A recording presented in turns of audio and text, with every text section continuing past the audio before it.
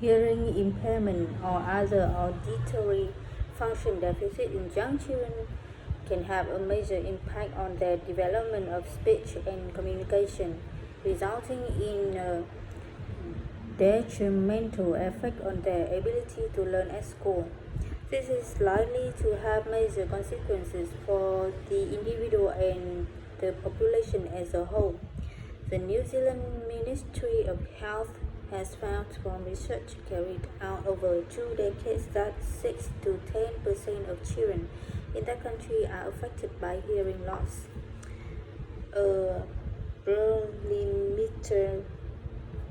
a preliminary study in New Zealand has shown that classroom noise presents a major concern for teachers and pupils.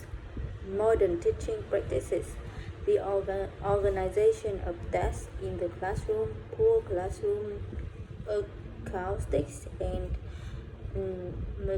mechanical means of ventilation such as air conditioning units all contribute to the number of children unable to comprehend the teacher's voice. Education researcher Nathan and Solly have also suggested that recent changes in learning often involve collaborative interaction of multiple minds and tools as much as individual possession of information. This all amounts to heightened activity and noise levels, which have the potential to be particularly serious for children experiencing auditory function deficit. Noise in classrooms can only exacerbate their difficulty in comprehending and processing verbal communication with other children and instructions from the teacher. Children with auditory function deficit are potentially failing to learn to their maximum potential because of noise levels generated in classrooms. The effects of noise on the ability of children to learn effectively in typical classroom environments are now the subject of increasing concern. The International Institute of Noise Control Engineering, on the advice of the World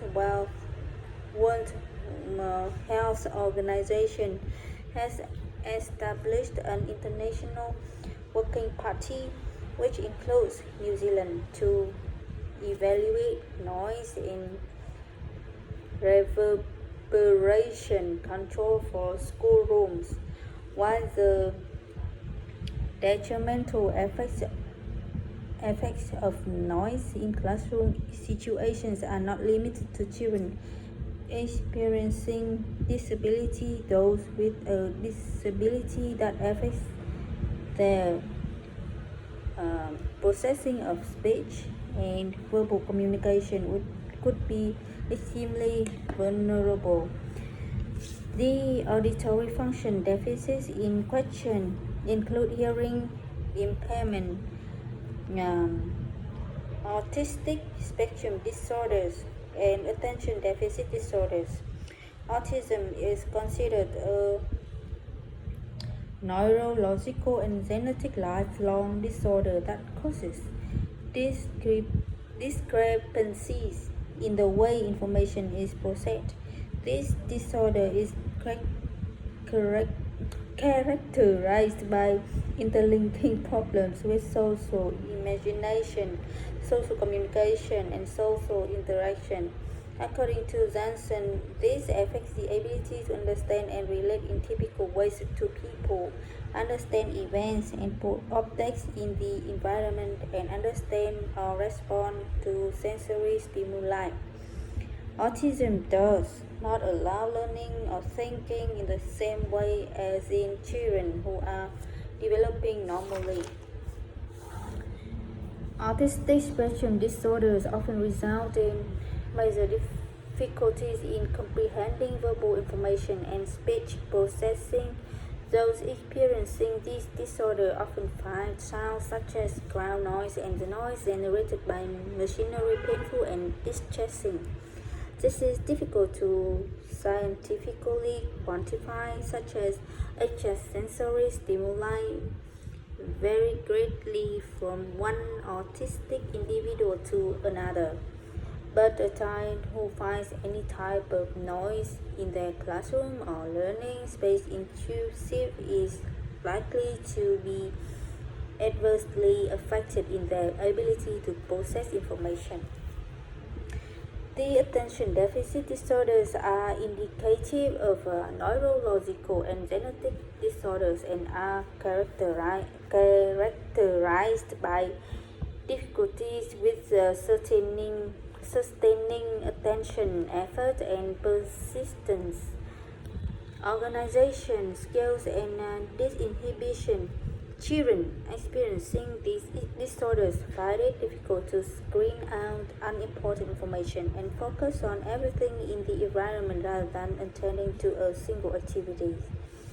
Background noise in the classroom becomes a major distraction, which can affect their ability to concentrate. Children experiencing an auditory function deficit can often find speech and communication very difficult to isolate and process when set against high levels of background noise. These levels come from outside activities that penetrate the classroom structure, from teaching activities and other noise generated inside, which can be exacerbated by room reverberation. Strategies are needed to obtain the optimum classroom construction and perhaps a change in classroom structure and methods of teaching. In particular, the effects of noisy classrooms and activities on those experiencing disabilities in the form of auditory function deficit need thorough investigation. It is probable that many undiagnosed children exist in the education system with invisible disabilities. Their needs are less likely to be met than those of children with known disabilities. The New Zealand government has developed a New Zealand disability strategy and has embarked on a wide-ranging consultation process. The strategy recognizes that people experiencing disability face significant barriers in achieving a full quality of life in areas such as attitude, education, employment, and access to services. Objective 3 of the New Zealand Disability Strategy is to provide the best education for disabled people by improving education so that all children, youth learners, and adult learners will have equal opportunities to learn and develop within their already existing local school. For a successful education, the learning environment is vitally significant, so any effort to improve this is likely to be of great benefit to all children, but especially to those with auditory function disabilities. A number of countries are already in the process of formulating their own standards for the control and reduction of classroom noise. New Zealand will probably follow their example. The literature to date on noise in schoolrooms appears to focus on the effects on school children in general. Their teachers and the hearing impaired. Only limited attention appears to have been given to those students experiencing the other disability involving auditory function deficit. It is imperative that the needs of these children are taken into account in the setting of appropriate international standards to be promulgated in future. Oh my goodness.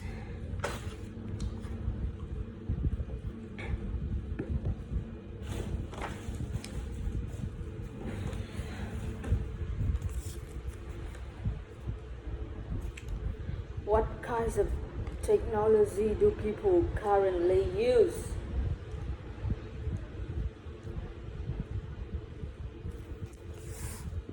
What kinds of technology do people currently use? Mm.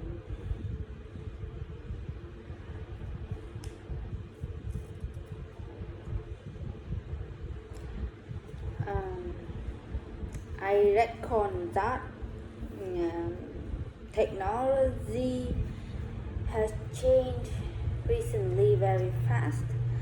So people seem to keen on uh, keen on artificial intelligence recently. For example, they use ChatGPT to search information on the internet. Why do big companies introduce new products frequently?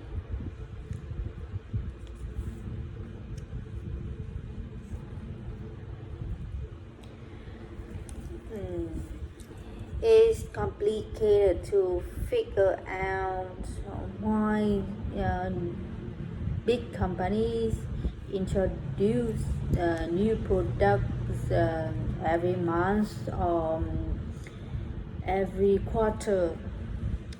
I suppose that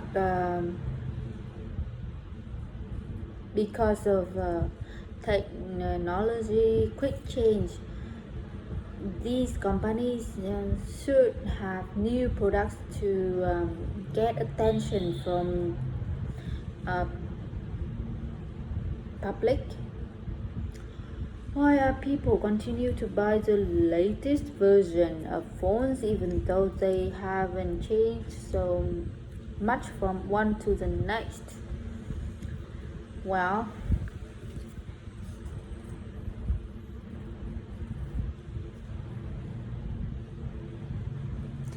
it might be that people stumble upon new products that they see in stores. So the latest version of phones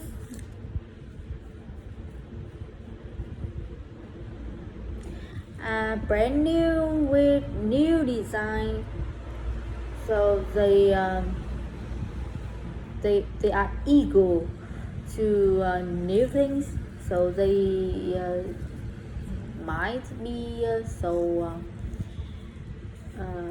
excited to spend their money on those versions, even their old one unbroken. Yeah.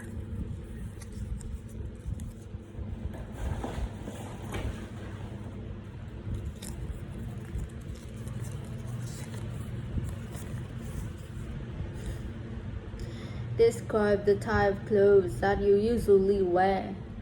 You should say what type of clothes, where you usually buy these clothes, how often you buy them, how you choose what to buy, and explain why you like this style of clothes.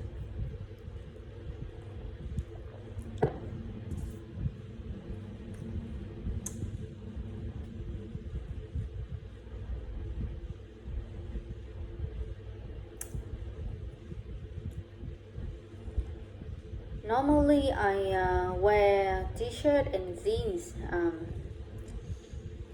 I'm a kind of person who really like or be crazy about simple things. For me, t-shirts and jeans could be a good choice for me to go outside, and because surf internet every day, so I buy my clothes also online. I can find my clothes on some virtual websites like Shopee, Lazada, and every time I have money, I will buy some clothes. I think it's not too much for me, but the change of clothes has changed so quickly. That's why I can find many cheap deals on internet. Um, I suppose that I'm in for searching for clothes. Wow,